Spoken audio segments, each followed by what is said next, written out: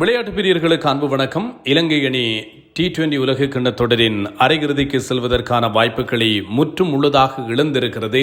இலங்கை cricket ரசிகர்களை பொறுத்தவரையில் பலத்த வேதனையும் மிகப்பெரிய ஒரு ஏற்றுக்கொள்ள முடியாத ஒரு நிலைமையையும் ஏற்படுத்தி இருக்கிறது என்று சொல்லலாம்.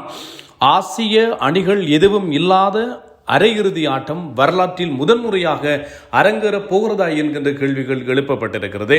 மைக்கேல் வான் சொல்லியிருக்கிறார், ஆசியர்கள் இல்லாத முதல் அரையிறுதியாக இந்த ஆண்டுக்கான T20 உலக கிண்ணத்தினுடைய அரையிறுதி ஆட்டங்கள் இருக்கலாம் என்று சொல்ல அதனை இலங்கை ஒத்துக்கொண்டிருக்கிறதாம். நாங்கள் வரமாட்டோம் என்று சொல்லி இன்று வெளியேறி இருக்கிறார்கள். அரையிறுதிக்கான வாய்ப்புகள் இல்லாது போயிருக்கின்ற இந்த சூப்பர் 8 முதல் அணியாக இலங்கை அணிதான் வெளியேற்றப்பட்டிருக்கிறது என்பதும் கவனிக்கத்தக்கது.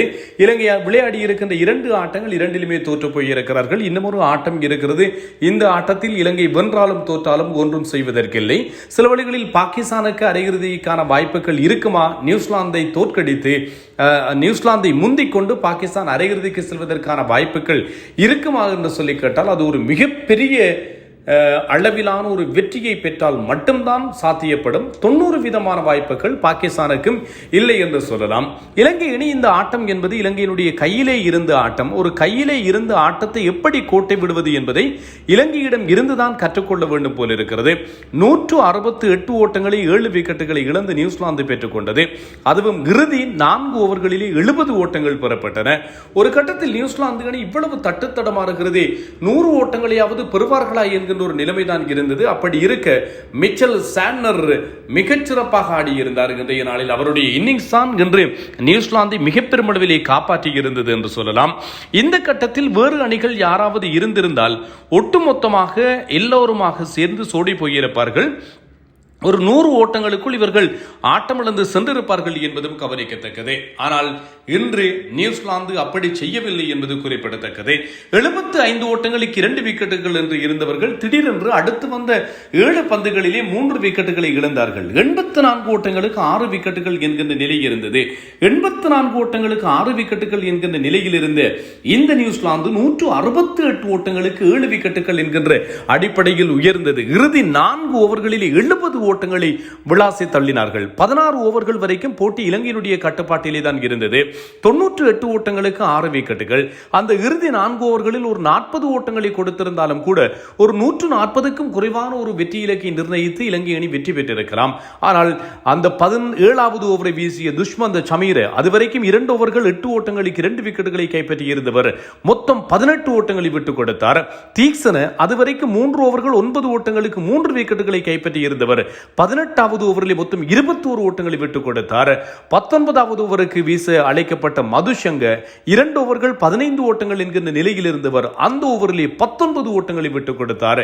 20வது ஓவர் துஷ்மந்த சமீர் 12 ஓட்டங்களை விட்டுக் கொடுக்க இறுதியில் 167 என்கின்ற ஒரு இமாலய இலக்கை நியூசிலாந்து அணி பெற்றுக் கொள்ளக்கூடியதாக இருந்தது என்பதும் ஞாபகப்படுத்தத்தக்கது. 168 ஓட்டங்களை பெற்றுக் கொண்டார்கள்.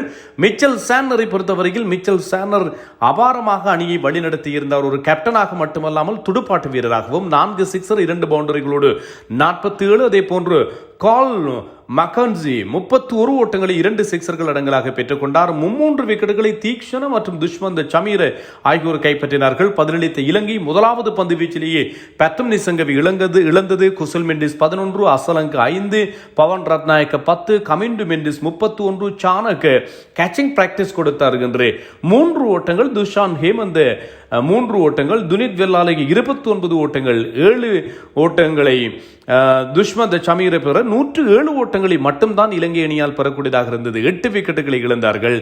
ரச்சின் ரவீந்திர 27 ஓட்டங்களுக்கு 4 விக்கெட்டுகள். மேட் ஹென்றி 2 விக்கெட்டுகள். கிட்டத்தட்ட நியூசிலாந்து தங்களுடைய அரையிறுதி ஆட்டத்தை உறுதிப்படுத்தி இருக்கிறது என்று சொல்லலாம். அபாரமாக ஆடியிருக்கிறார்கள். ஆக இலங்கை அணி சூப்பர் 8 அரையிறுதிக்கு செல்வதற்கான வாய்ப்புகளை முற்றும் உள்ளதாக இழந்த ஒரு அணியாக மாறியிருக்கிறது. இந்த குழுவில் ஏற்கனவே இங்கிலாந்து அரையிறுதியை எட்டி இருக்கிறது. ஆகவே நியூசிலாந்துக்கான வாய்ப்புகள் 90% இப்போது உறுதியாகி இருக்கின்றன என்பதும் குறிப்பிடத்தக்கது. மறுபுறத்தில் அங்கே இந்தியா தங்களுடைய மானத்தை காப்பாற்றிக் கொண்டு அரையிறுதிக்கு செல்வார்களா என்கின்ற கேள்வி இருக்க ஒரு விறுவிறுப்பான ஒரு உலக கிண்ணமாக இந்த உலக கிண்ணம் நகர்கிறது. காத்திருப்போம். நாம் தில்லியம் பெறும் தரணிதரன் இன்னும் ஒரு காணொளியில் சந்திப்போம்.